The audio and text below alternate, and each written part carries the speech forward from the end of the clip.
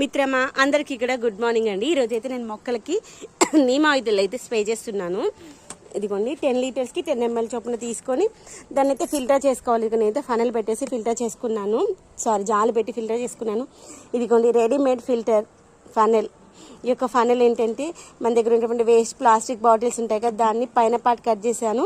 దానికి ఇలా పెయింట్ వేసుకునే చలిగింది మొక్కల కోసం అని పెట్టుకున్నాను. దాన్ని ఫనల్ లాగా వాడుకుంటున్నాను. నా దగ్గర రియల్ ఫనల్ కూడా ఉంది, కానీ దాని యొక్క హోల్ చిన్నగా ఉంది. నీళ్లు పోస్తే అది కిందికి దిగడానికి చాలా టైం పడుతుంది అనమాట. అందుకని ఇది అనుకోండి ఈజీగా వెళ్ళిపోతుంది. చూసారా ఎంత మంచిగా ఉందో ఫనల్. దాన్ని కొంచెం ఇలా అందంగా తయారు చేసుకున్నాం అనుకోని ఇంకా బాగుంటుంది.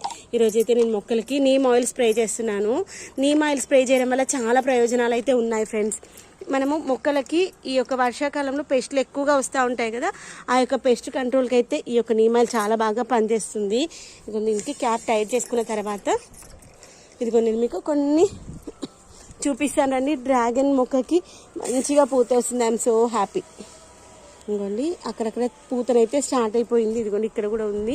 మనము ఈ స్టేజ్లో మొక్కకి మంచిగా లిక్విడ్ ఫర్టిలైజర్స్ ఇస్తూ ఉన్నాం అనుకోండి, మొక్క మంచిగా వస్తుంది. ఇదిగోండి అక్కడ కూడా వస్తుంది. ఇలా అన్ని మొక్కలకి మంచిగా స్ప్రే చేసుకుందాం. ఒకసారి దీంట్లో మనకి దీని యొక్క వ్యాక్యూమ్ అయిపోయినాక మళ్ళీ ఒకసారి కొట్టేసి ఇదిగోండి దొన్న మొక్కను మనం నిన్న మంచిగా క్రూన్ చేసాం కదా, మొక్కను ఎప్పుడైనా క్రూన్ చేసినప్పుడు దానికి కావాల్సినటువంటి ఎనర్జీ ఇవ్వాలన్నమాట. అప్పుడు అది మంచిగా లేత చిగురులు వచ్చేసి కాయలు అయితే పూతనైతే మంచిగా వస్తుంది. చెట్టు మొత్తం మంచిగా తడిసేలాగా స్ప్రే చేసుకోవాలి. క్రీపర్కి మనకి ఏంటంటే ముఖ్యంగా మనం కొమ్మ కత్తిరింపు చేసినప్పుడు దానికి మళ్ళీ తీగని సరిగా పాకనివ్వాలి. పాకనిస్తే మంచిగా వస్తుంది. చూడండి పూత ఎంత ముద్దుగా వస్తుందో. ఈ టైంలో మనం లిక్విడ్ ఫర్టిలైజర్స్ ఇవ్వాలి. ముఖ్యంగా నీమ్ ఆయిల్ ఇస్తే ఈ యొక్క వర్షాకాలంలో ఆకుకి పురుగు వస్తూ ఉంటుంది, ఆ పురుగు రాకుండా ఉంటుంది. దాంతోపాటు ఈ యొక్క దొన్న మొక్కను కాయను తినేటువంటి పురుగు ఒకటి వస్తుంది అనమాట, అది రాకుండా ఉంటుంది. కానీ ఇదంతా కూడా దొండ పాదునే. ఇవి నేనైతే ఇలా పాకిచ్చేసాను నాకున్నటువంటి ప్లేసు, నాకున్నటువంటి దాన్ని బట్టి. ఇదిగోని మొన్న మనము పెట్టుకున్నటువంటి గోరింటాకు మొక్క చూడండి ఎంత ముద్దుగా ఉందో. కొత్త చిగురు వచ్చేసింది చూసారా. ఒక్క వర్షం పడితే చాలు. గోరింటాకు మొక్క నేను చెప్పాను ఆ రోజు, దీన్ని కొమ్మ కత్తిరింపు చేసుకుంటే మంచిగా వస్తాయని చూసారా. ఆ రోజు కొమ్మలు కట్ చేసుకున్నాము. మళ్ళీ మంచి లేత చిగురు వచ్చినవి మంచి పెద్దగా వస్తాయి అనమాట ఆకులు.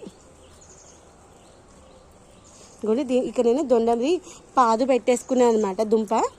అది కూడా మళ్ళీ మంచిగా వస్తుంది. ఇలా మన మొక్క మొత్తం తడిసేలాగా స్ప్రే చేసుకుందాము. కొత్త బుజ్జి దొండకాయలు అయితే ఎంత ముద్దుగా ఉన్నాయి చూసారా.